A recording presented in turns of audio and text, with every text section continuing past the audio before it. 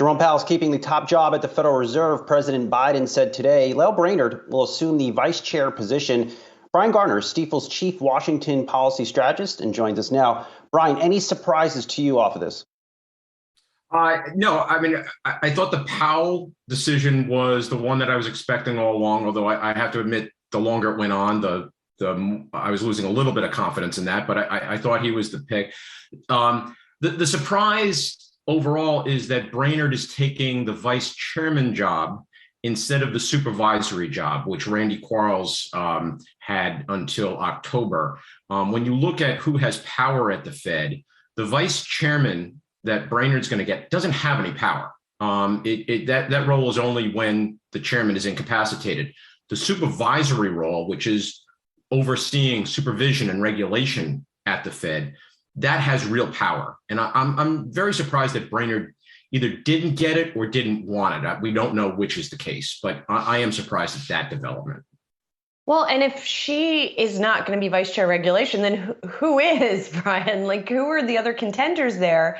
And that is really a role, if not the role, that got a lot of attention from the liberals in Congress, like Elizabeth Warren, right, who complained that the supervision was not adequate over this last couple of years. So who could possibly satisfy them who's not going to be Lael Brainard?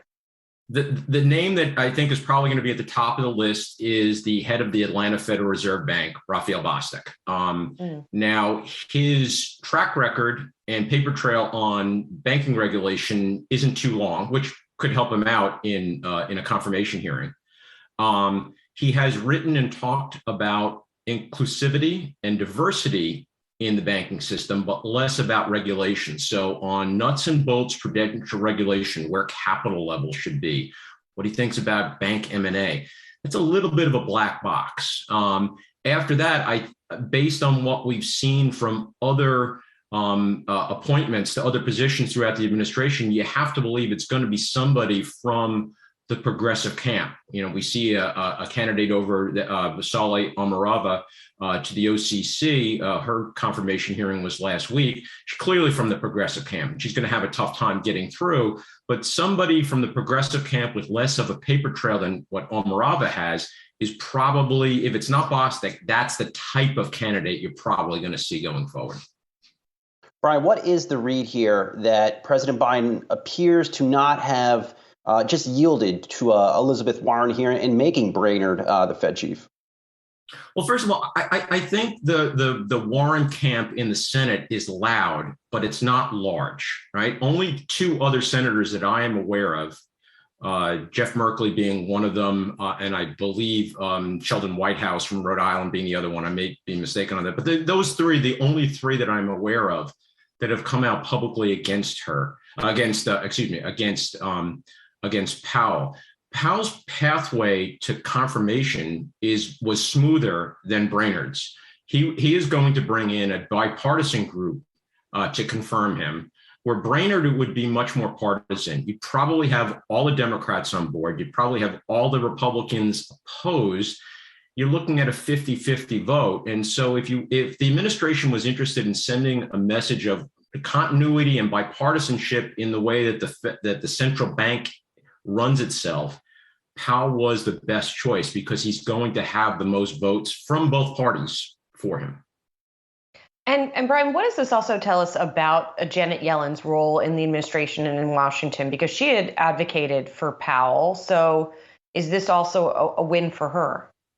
Yeah, I don't know, to be honest with you. I think she has good relationships with both Powell and Brainard. I think she tipped the scale a little bit towards Powell. I think on this particular nomination, she probably had a little bit more influence. I don't see the Yellen fingerprints on many of the other financial services regulatory nominations. It's been much more in the progressive camp than I would expect from a Yellen. On this one, I think she, because of her role at the Fed in her previous position, I think she had more influence than she's had on other positions. Brian, is this good news for the banks? I think it's too early to tell, Bry. I think there is a bit of a sigh of relief initially because they do like continuity with Powell, and Powell run the agenda at the Fed going forward. They were a little apprehensive about Brainard for banking regulation purposes, the supervisory post we spoke about before. The question is, who's next? If it's a Bostic, like I said, it's still a bit of a black box on what he would bring for banking regulation. Here's what we know. The next person to take over the supervisory role is going to be more aggressive on banking regulation than Randy Quarles.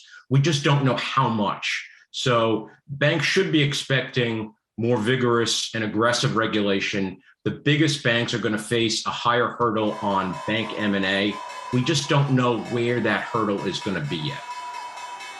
Brian, thank you so much for this quick reaction to this obviously very important news for the markets. Appreciate you hopping on this morning. Brian Gardner, Stifel Chief Washington Policy Strategist, with his perspective on the pick of Jerome Powell to lead once again the Federal Reserve.